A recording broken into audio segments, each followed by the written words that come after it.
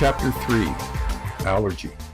When Dr. Thoma's children reached schooling age, he had to quit the forester's position and move with his family to Salzburg, a more civilized area. 2 weeks after moving into their new apartment, the children began to cough consistently.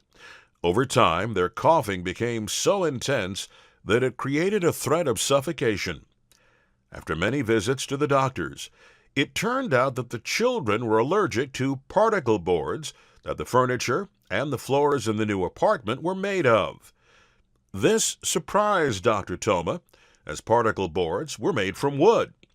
It wasn't the wood, said the doctor, but the chemicals seeping out of them. The only solution was cortisone therapy.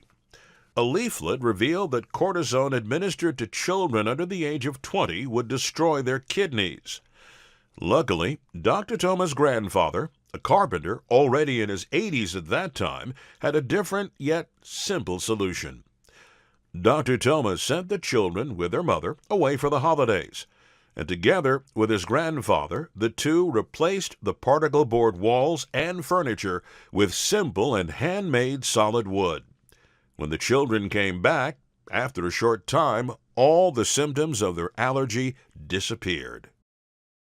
This was another event in the life of Dr. Thoma that made him start questioning modern methods of problem-solving.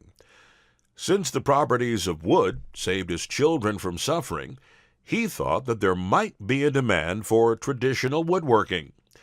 He decided to open a woodworking shop, with an idea that wood might also help other people. He asked his grandfather to be his advisor, and this is how in the 80s they started their business, one that would run completely contrary to the modern trends of civilization. Initially, most of their orders were for flooring. Unfortunately, these floors were often installed in new buildings, where there was still a lot of moisture in the concrete.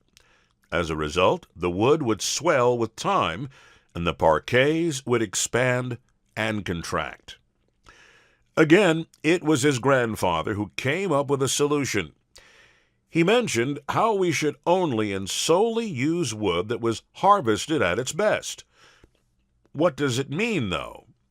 The idea is to only harvest wood when the sap levels are at its lowest in winter, but most importantly to do it solely during the waning moon.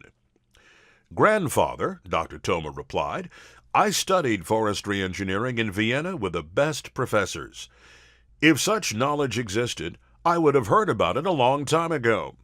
Still, his grandfather remained stubborn, saying, I've been doing this all my life. You should try it too. Dr. Thoma was still skeptical. However, he decided to harvest the next batch of timber in January during the waning moon.